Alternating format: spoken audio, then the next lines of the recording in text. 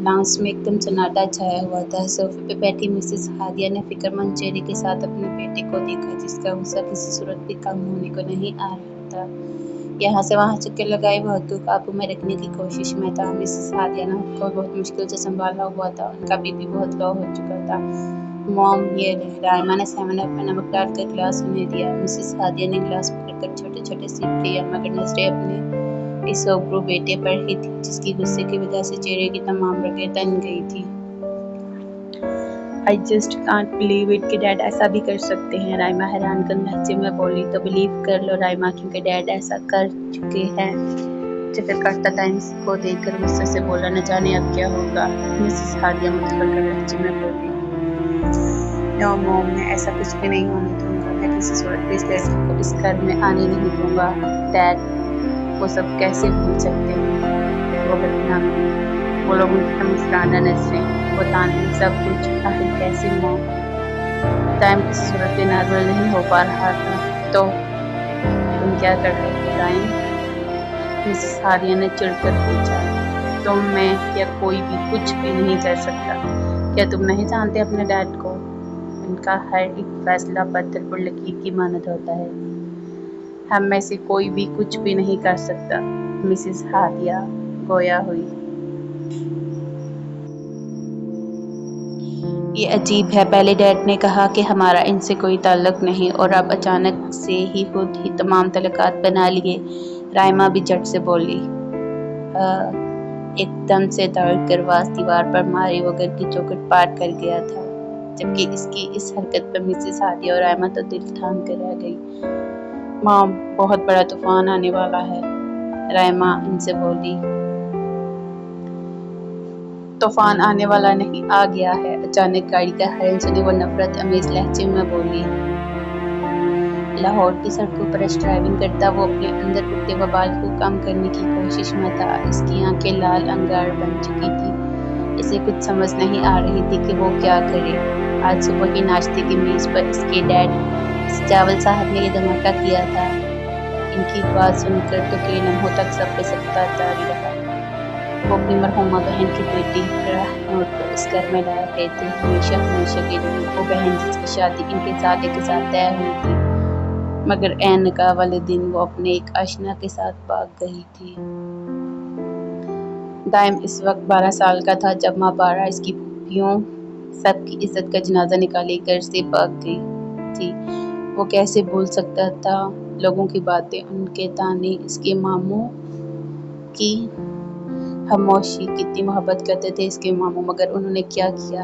इन सब की मोहब्बत, इज्जत सबको दो कौड़ी का करके रख दिया। जब टाइम को कुछ समझ नहीं आया तो इसने गाड़ी ऑफिस की जानब मोड़ ली। गाड़ी का हॉर्न सुनते ही वो दोनों माँ बेटी फौरन बाहर इस्तकबाल के लिए भागी। जानती थी कि अगर ऐसा नहीं किया तो क्या होगा। चावल साहब ने साफ साफ लफ्जों में वार्निंग दी थी कि कोई भी राहनूर से बुरे से पेश नहीं आएगा। वो दोनों माँ बेटियां उंगलियां चढ़ाती गाड़ी की जानब देखने लगी। जहां एक जानब से चावल साहब गाड़ी से उतरे तो दूसरी जानब से उतरने वाली हस्ती को देखकर मिसेस हादिया को जोर का झटका लगा।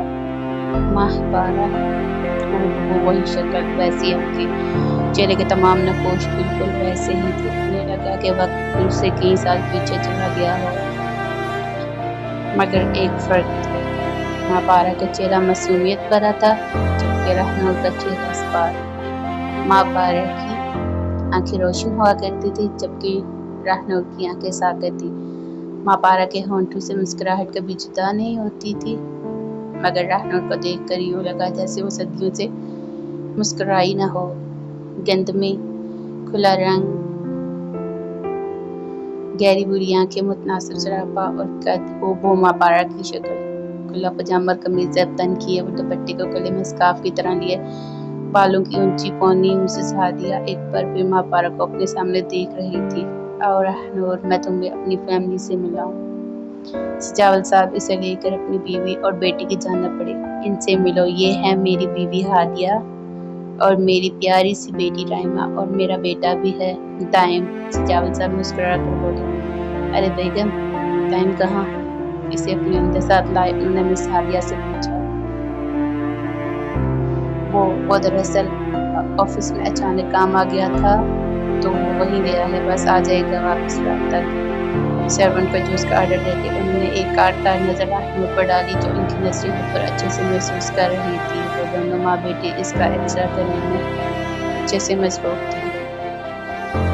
मेरा रूम कौन सा है? मैं बहुत थक गई हूँ, आराम करना है मुझे, और प्लीज मुझे डिनर से पहले मत उठाइएगा। मिसेस हादिया को इसने ऑर्डर सुनाया, जिस पर वो जल्द बन कर रह गई और नौकर को आवाज देकर राहनुर को इसका कमरा दिखाने को बोल, जिस पर राहनुर ने कंधे झुकाए और नौकर के पीछे अपने कमरे में चली गई। अब कितना एटीट्यूड है इसमें। राइमा को अपनी छोटी कजन एक आंख नहीं पाई थी। ऑफिस जाते ही वो सीधा अरसलान साहब के रूम में गया था जो इसके मामू थे। मामू, अंदर आ जाऊं? दरवाजा ना किए इसने इजाजत चाही। हाँ आ जाओ। कमरे की खिड़की से बाहर का नजारा देखते उन्होंने इजाजत दी। इजाजत मिलते ही वो अंदर दाखिल हुआ। इसने एक नजर जी भर अपने मामू को देखा जो इसके आइडियल थे। बढ़ापे की दहलीज पर कदम रखकर वो भी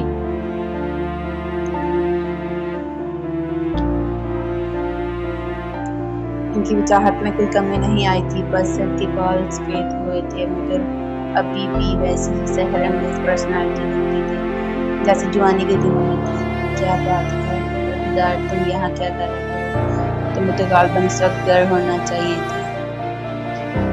कोई कजन आ रही है तुम्हारी? उन्होंने हल्की सी मुस्कुराहट लिए इनसे कहा।